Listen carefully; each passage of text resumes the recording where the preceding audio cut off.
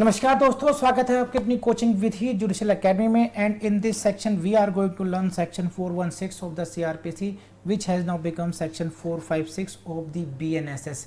एक चेंज है केवल हेडिंग में, पहले था पोस्टपोनमेंट ऑफ कैपिटल सेंटेंस और अब है commutation of the sentence of death on pregnant women. तो छोटा सा माइनर इन्होंने चेंज किया, अदरवाइज सब कुछ सेम रहेगा, एक्सप्लेनेशन सेम है।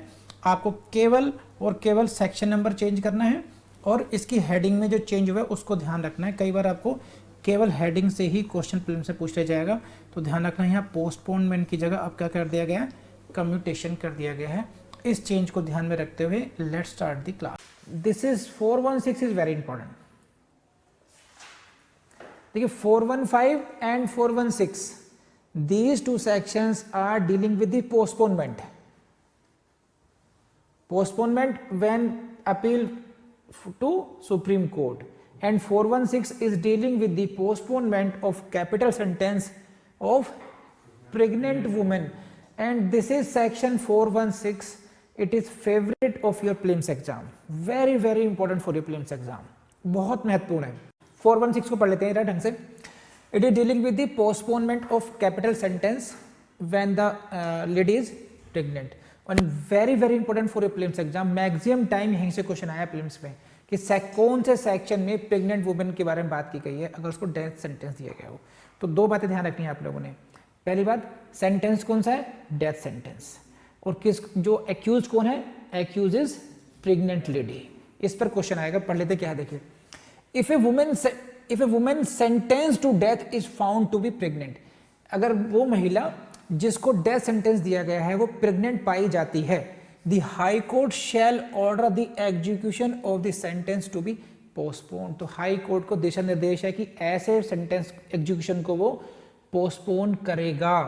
This is not discretionary power of the high court. High court will have to postpone the execution. And secondly, अब जो 2009 के बाद अमेंडमेंट आ चुका, that is what, and shall commute the sentence to imprisonment for life. पहले क्या था यहाँ पर word, may, if it thinks fit commute.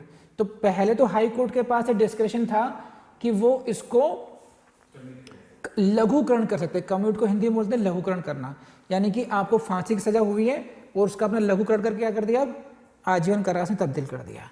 तो अब इन दोनों को टोटलिटी पढ़ो, तब क्या होगा कि अगर लेडी प्रेग्नेंट है, उसको डेथ सेंटेंस दिया गया है, ऐसी दशा में फिर सेंटेंस क्या रह जाएगा, आजीवन कारावास ही रह जाएगा।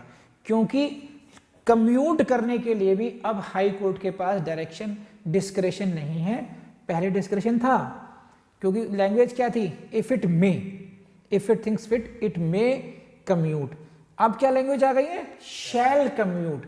It means what, in every case now high court will have to commute the death penalty into life imprisonment, condition being only one, that lady is found to be pregnant। कर लेंगे आप। तो इन सभी पॉइंट से आपका prelims में question आएगा। And point to be noted is what, 415 and 416 ये याद करने की ट्रिक है।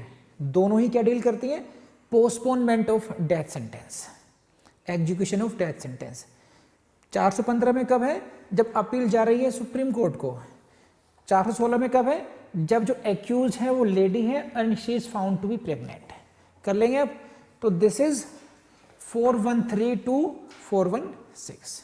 ठीक है, ठीक है सर। नेक्स्ट, बहुत छोटा सा सेक्शन था और अच्छे तरीके से करा दिया गया जितने की आवश्यकता थी। तो कई बार क्या होता है कि देखो, जो चीज़ें बहुत आसान होती है ना, वही घातक हो जाती हैं। क्योंकि आसान सेक्शंस में हम लोग उसको टेकन फॉर ग्रांटेड ले लेते हैं कि इसको तो हम कर ही देंगे। वहां पूछ लिया आपसे सेक्शन नंबर और आपने सेक्शन नंबर को याद रखा नहीं। छोटी छोटी गलतियों की वजह से लोग वापस आते हैं, ध्यान रखना। मैं इतनी बात आपको यहाँ पर थोड़ा सा समझने की कोशिश कीजिए। देखिए, एक क्रिकेटर है, उसने 91 बनाए, यानी कि 90 से लेकर के 99 तक रन बनाता रहा। वो हर मैच में वो 95, 96 चढ़ रहा है, लेकिन उसके 100 नहीं हो पाए। तो क्या उसका रिकॉर्ड बनेगा, सेंचुरीज का रिकॉर्ड उसका नहीं बनेगा। उसको सिंपैथी तो मिलेगी, लेकिन 100 का जो रिकॉर्ड है वो गौरव नहीं मिल पाएगा। ऐसे ही बहुत से स्टूडेंट्स होते हैं जिन्होंने तैयारी कर ली, बहुत मेहनत की है, लेकिन एक नंबर की वजह से वापस आ रहे हैं वो। तो ये जो 99 और 100 का जो गैप है, इसको मिटिगेट करना, इसको ख़त्म करना, ये आसान नहीं होता और बहुत आसान भी होता है। ये आपको मैंने लेक्चर में, पूरी लेक्चर सीरीज़ में जितने मैंने पढ़ाया है, सारा ही कोर्स कराया है, उसमें आपको ये बात मिलेगी। और मैं यहाँ दोहरा क्यों रहा हूँ, सबसे ज़्यादा इंपॉर्टेंट होता है उसमें टू दी पॉइंट पढ़ना, बिटवीन द लाइन पढ़ना, वर्ड्स पर फोकस करना और उसके मन में, दिमाग में अपने बैठाना उसको, कि भूलना नहीं है।